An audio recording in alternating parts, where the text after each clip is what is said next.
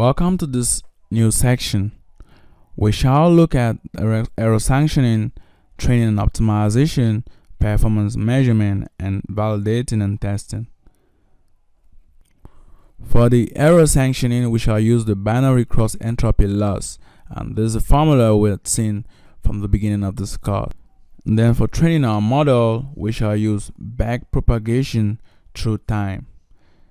Now, we had seen that we have this ht, that's at a particular time step, which is got in this formula. We have the y out, that's the output at the time step using this formula. Now to obtain, that's the loss, that's the partial derivative of the loss with respect to the weights which link one time step and another time step. Hence the name backpropagation through time, as we are calculating these partial derivatives through different time steps. We have this partial derivative which is equals the sum from the first time step to the very last time step. So we're summing from t equals 1 to the sequence length SL. So in the case where we have 100, we're summing from t equals 1 to 100. And for each of these, we calculate the partial derivative of the loss at that time step with respect to the weights at that particular time step. Now to obtain this partial derivative of the loss at a particular time step with respect to a given weight, for each value of k, we calculate the partial derivative of the loss at that time step with respect to the output at that time step times the partial derivative of this output at a time step with respect to the hidden layer at a time step times the partial derivative of the hidden layer at a time step with respect to the partial derivative of the hidden layer at time step k times the partial derivative of time step k with respect to the weight WHH. Now to obtain this partial derivative of the hidden layer at time step t with respect to any previous time step, it is simply the product of the partial derivative at a given hidden layer with respect to a previous hidden layer.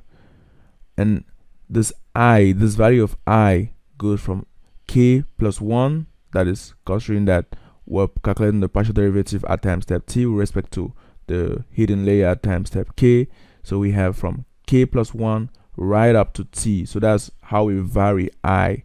So if we want to calculate, for example, the partial derivative of the hidden layer at time step 4, that's h4, that's this, with respect to, say for example, h1, so we're supposing k equals 1, we'll move from I equals 2 right up to 4. So when I equals 2, we'll look for the partial derivative of h2 with respect to h1, and then when I equals 3, h3 with respect to h2, and finally when I equals 4, h4 with respect to h3, and all of these are going to be multiplied together.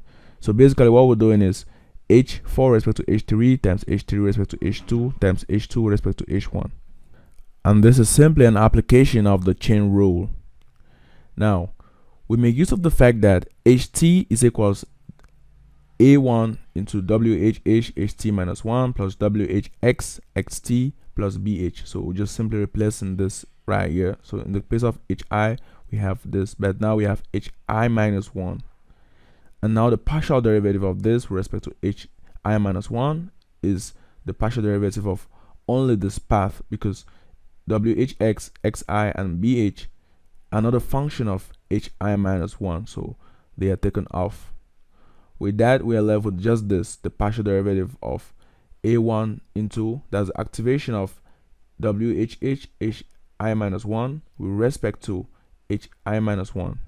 Now the partial derivative of the activation of whh times hi minus 1 is the same as whh transpose times the partial derivative of the activation of hi minus 1.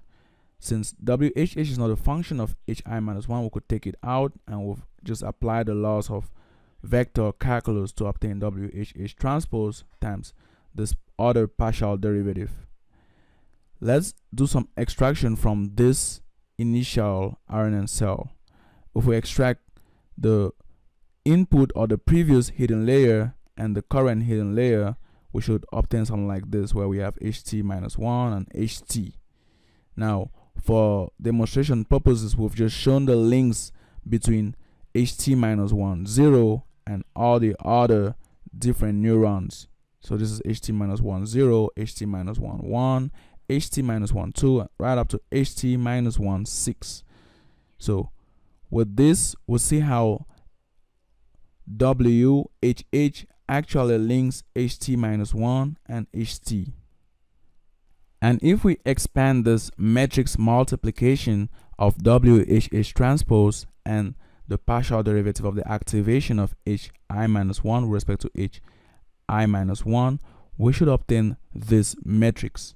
So notice that we've already transposed WHH. That's why we have 0, 0, 1, 0 instead of 0, 1, 0, 2, 0, 3. We instead get the transpose of WHH transpose, and that each term is multiplied with the corresponding derivative of the activation of hi minus 1.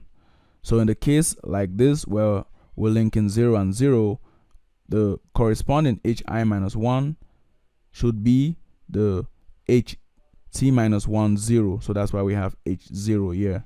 And when we're linking 0, 0, the corresponding previous h should be h0, 0, 2, h0. And then if we move on to others, we should have, for example, this one where we have WHH 3, 2. Since we're linking 3 and 2, that's we're linking 0, 1, 2, 3. We're linking this with this.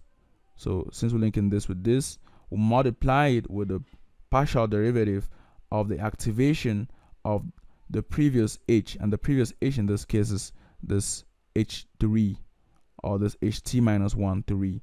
So that's how we obtain these values. Now, looking critically at this matrix, we could also decompose it in this form.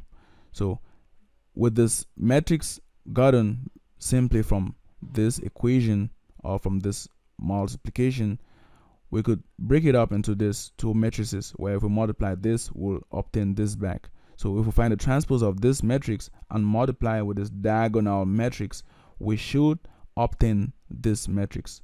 And hence, this notation is generally given as WHH transpose times the diag matrix of the partial derivative of the activation of hi minus 1 with respect to hi minus 1. So that's how we obtain this.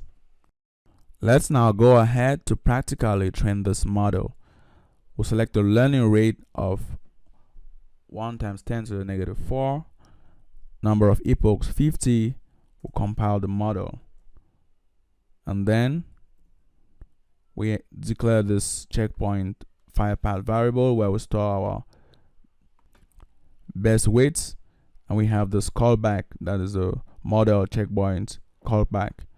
So we have the file path, this where best models are stored. So we save weights only, so we're not saving the weights, so actually the best weights, so we're not saving the weights on the models. So that's it. We're monitoring the loss, so we are not going to be using the accuracy to store the weight, so we'll just basically use the best loss to store the weight, or we could change this to validation loss. And then the mode is a mean, so since it's the loss, we're looking for the minimum loss for our training data. Save best only, that's true. And from this, we could simply fit our model. We have the training data set, we have the validation data set, we have number of epochs that's been set, and then the callback for saving our model whenever we have a loss or the best loss. So we'll run this, and then it starts training. It's gonna take a while. You're advised to always monitor the training process, as you don't have to just launch this training and then go do something else and then expect to come back and have some results. Reason being that if, for example, this learning rate is too small or too large at the beginning, you may start, or you may have the model diverge.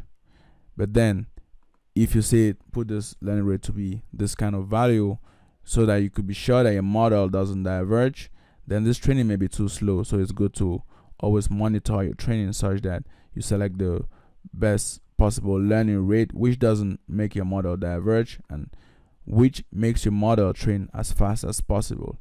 Also, you may want to play with other hyperparameters.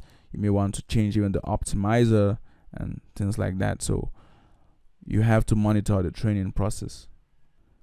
Now, after training over several epochs, we have the loss, which actually drops. You can see the accuracy increases.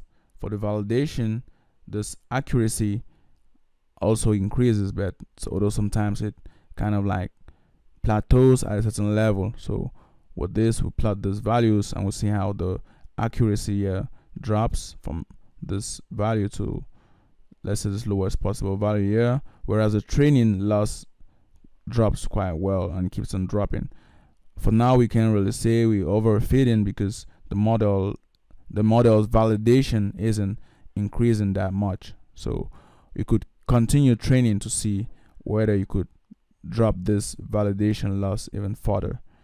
And then for the accuracy, as you can see right here, the training accuracy is increasing and is already greater than 90%, while the validation accuracy increases initially and then starts to plateau around the 70% or 72% mark. So you could keep on training to see how well your model can perform, or if you could perform better than this.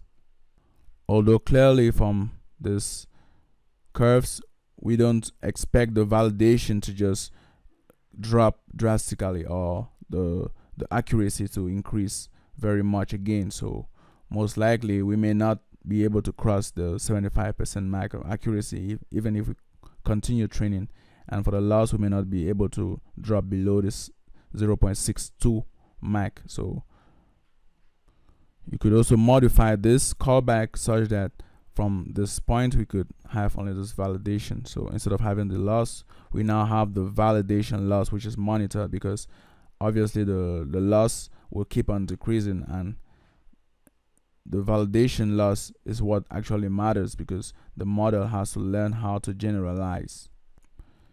Now we shall move to testing our model. Now let's go ahead and test our model. So we have these inputs that we've had right here. We have these two inputs actually. This is a bad movie, I really didn't love it. And the next, I really love the movie, it reminds me of my past. So we run this, we vectorize this. Notice that vectorizer test is different from vectorize in that this test doesn't take in the label and doesn't output any label. After doing this vectorization, we have now to create this test data set by mapping every element of test data to the, or using the vectorized layer to map every element to the one hot notation. So once we have this, and we'll run this one, we can now predict using the model. So we see clearly here that our model tells us that this is a negative review, which is very true. And then the next one is a positive review. So let's create another arbitrary input. So we could say, for example, let's suppose we took it from some web page. This movie started quite well but became boring. So that's it. Started quite well, became boring. Let's see what our model has to say about this. We see that again our model predicts that it's a negative review. Let's try to create another positive review. We have this movie was quite boring at the beginning but became very interesting. So it became very interesting. Run this and there we go. We see that this is actually a positive review, but our model sees it as a negative review, which is not very good. So we have to see how to better this model. So see you in the next section.